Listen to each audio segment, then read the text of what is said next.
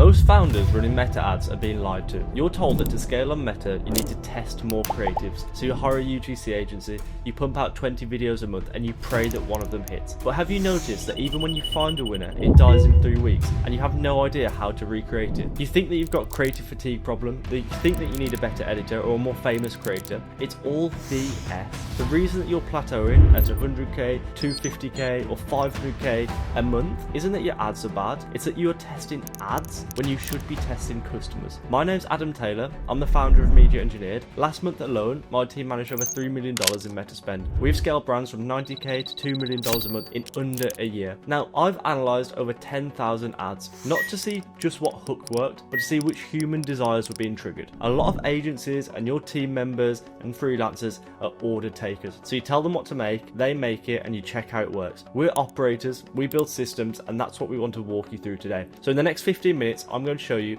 why spaghetti marketing is killing your margins, the 3-step market signal mapping process to find angles your competitors don't even know exist, and how to build a creative data system that turns Meta into a predictable research lab, not a slot machine. So if you're a founder who's currently the bottleneck, writing the scripts, editing the videos, and pulling your hair out over declining ROAS, lock in, because this is a system that's going to replace you. So I talk to 8-figure founders every single week, from pet care brands to high-end jewelry, really every niche, and they're all saying the same thing. They're saying, Adam, we're just throwing spaghetti at the wall, we scale for a month, and then performance takes a hit, then we scale for a month, and then it takes a hit, and their performance is up and down, and they don't know how to speak to their customers. They're saying, Adam, what angle should I test? How do I find new angles? What styles of creatives should I test? And this is really the mindset and what I want to walk through today, is how you can go from this zigzaggy performance on Meta to a performance that is more stable and just going up and up and up. So first of all, it's going from testing ads to testing customers. And what I mean by that is, when you test ads, you're testing variables. For example, does a green background work better than blue? Does this creator work better than the other? Now, this worked. Like when we first started Meta ads in 2020, this definitely worked. You know, when customers weren't so aware of UGC ads, Facebook ads were still kind of new, getting and scaling up the videos. That is kind of the previous level of sophistication. Now we're kind of moving on from that, and we need to get more awareness of our customers and where they're at to be able to convert them. And this is what we've seen when we're seeing, and this is what we're doing to get better results. So instead of testing ads, we're testing customers. And when you test customers, you're testing desires and beliefs.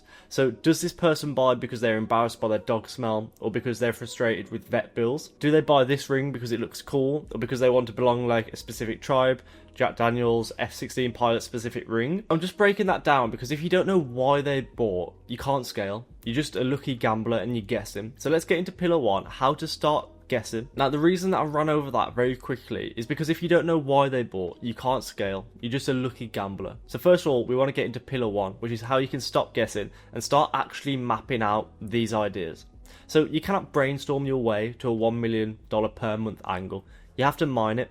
So first of all, we're going to stay on the topic of dog grooming and pet care products, since we've mentioned it a couple times. So what people are saying in your reviews, and try and figure out, okay, what is the biggest desire? And then you can search things like this into Reddit. Now, first of all, we've got one from 8 years ago. My dog is too anxious to be groomed. And then you can start to see people actually spreading how they feel about this, and then other people giving solutions. He immediately started jumping around and pulling away from her. So this is the exact kind of language that you want to be replicating in your ads. When you're pulling this from places like Reddit, from your reviews, you want to use that exact language. So don't change it too much. Use specifically what they are saying. Now, you can even search in Google, so you can look at for competitors of the same product doing similar things. And you can start to look through, okay, really popular options. So straight away, I've searched this in. We've got Calming Pet Shampoo by Wall USA. So let's search that in, and I'll show you how we would actually extract from this. So we'll go into the Amazon site here, and we can see this is 4-in-1 shampoo and conditioner for dogs. Now, these have got 5,000 reviews, so we can just take a small portion of these reviews, and you can actually use tools to extract this. But just to show you now how I'd be looking at doing this, so you take the reviews, you head over to Claude, super simply, and it's a really quick thing to do. Obviously, the biggest benefit is extracting tons of reviews, getting around 500. You can use your competitors, you can also use your reviews, paste them into Claude, with a simple prompt like this. Now, I've showed you other prompts in previous videos of, you know, more detailed versions, but just to show you quickly, so we have a concise answer, extract the exact language, the failed solutions they tried, and their dominant resident emotion. So basically breaking down exactly the words they're using, what they've tried in the past, and what's the real desire.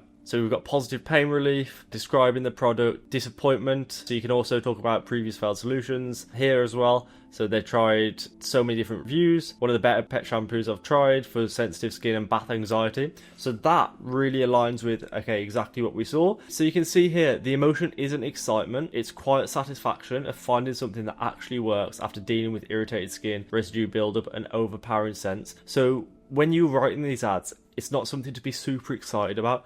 It's that consumers are actually feeling tired that they've tried so many different options and they're only now finding one that works. So that's what you want to try and pick up. Okay, what is the actual desire? What is the customer emotion? Because you can't make customers feel a certain way. You simply have to channel what your customers are already saying. And you can see a deeper dive review there. A lot of brands will try to force desires onto their customers, you know, saying this is the best dog brush and this is why you need it. What you should be doing instead is creating ads that target specific emotional triggers that crop up the most. So we aren't testing videos, we're testing which emotional desire actually performs best from your customers and what they're telling you.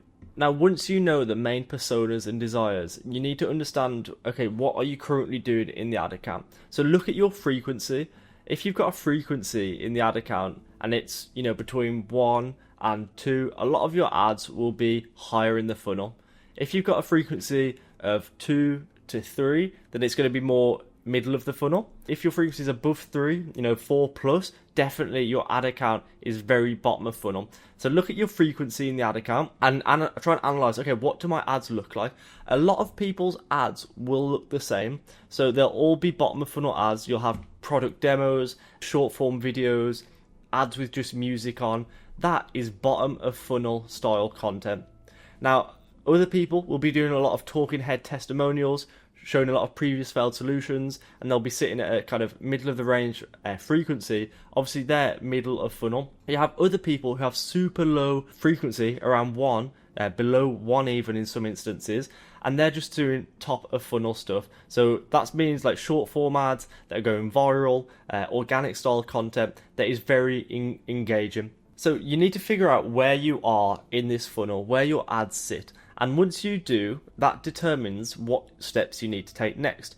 So for example, if all your ads are bottom of funnel, you've got a high frequency, so I'm going to put HF. In that scenario, you want to move up in the funnel and you want to start making more middle of funnel ads, talking about different solutions. So like, I need a dry shampoo for my dog, but which one?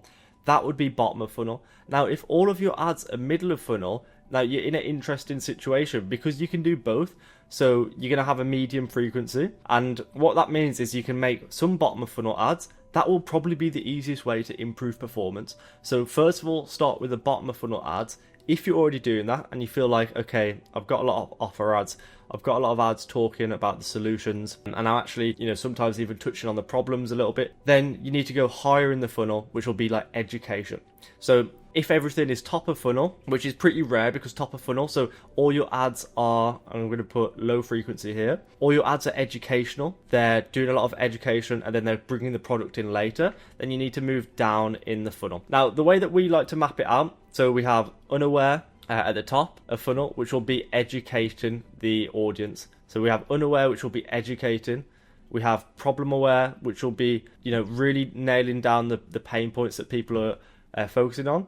Solution aware, which is people who are aware of your solution or aware of other solutions and they're trying to decide which one works best. And then really you just look at bottom of funnel. I don't think there's any need to really go much further down than that. And that is the funnel. So you can break down bottom of funnel, middle of funnel, and top of funnel, but you can also do it this way, which kind of lets you break it down a little bit further as well. And if you can understand what you're doing, usually the easiest thing to do is figure out which one am I not hitting out of these and go after that in your ad account. And honestly, this one change will bring huge performance boost to your ad account. But the problem is a lot of brands will do this, but they won't track it. So it'll be just like operational drag.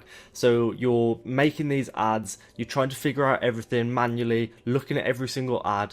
You don't want to be doing that. You want to build a system so you can have a bird's eye view of this as a founder without actually having to look at every single ad. So I'll break down how you want to be doing this for your ad account. You need to map out a simple creative tracker. Now in the creative tracker, we like to do persona, angle, hook, format, but you can even go as far as landing page, offer, and really go deep dive into this. But I'm just going to show you these ones just for this example right now. And the main goal of this is you will have 3 to 4 different personas. The main goal of this is so you can map everything out. Every single ad should be mapped out, so you can have ad here, and then each ad has a number, so you can have ad 1, 2, 3, and so on, and then every ad is mapped out to one of these. Now every business that's scaled on Meta is doing this, so you've got to do it, and it might sound boring and it might sound like the hard work and like the admin, but it has to do it. And then what each one of these comes up with, that's an M, is a name. So here's how it looks in practice. You'll have a specific persona and you'll group these, so like every single ad, all these could be the same persona. You don't have to,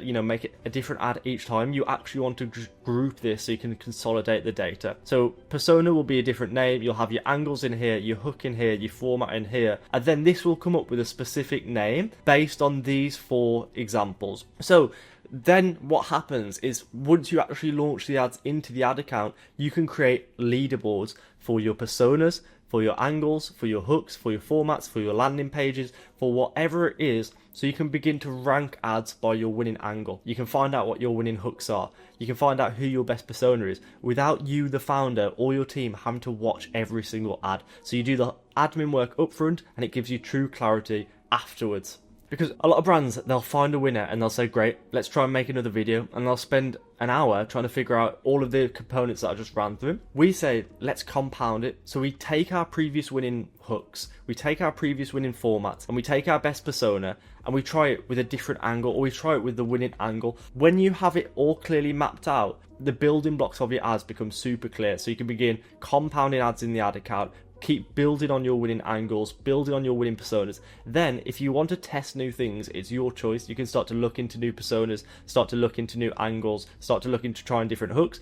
But for the most part, if things are going well, you want to be building on what's working. Now, if you're watching this and you're thinking, that sounds like a lot of work, well, you're right, it kind of is, but here's the reality. You're currently doing this anyway, but it's just chaotic, stressful way. So either your team's doing this, you're editing 24 hours, you're trying to figure out AI ads, you're arguing with freelancers who don't understand your CPA targets. So you are the bottleneck in your vision of scaling to $1 million a year, $100 million a year, wherever you are at on your journey. The goal of a creative data system isn't just to get you 3 ROAS, it's to give you your time back, so you can actually start to look at the bigger picture, running your business, running the operations, but still having a clearer picture inside your ad account. So if you want to do this yourself, here's your 48-hour challenge. Export 500 reviews, identify 3 distinct personas based on emotions, pain points, and not just demographics.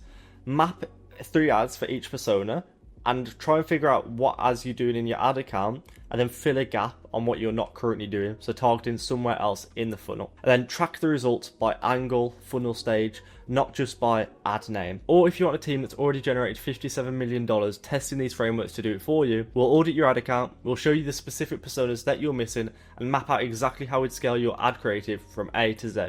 The link's in the description, so go ahead, book a call and schedule that, and we'll audit your ad account so you can stop testing ads and start testing new customers. I'll see you in the next one.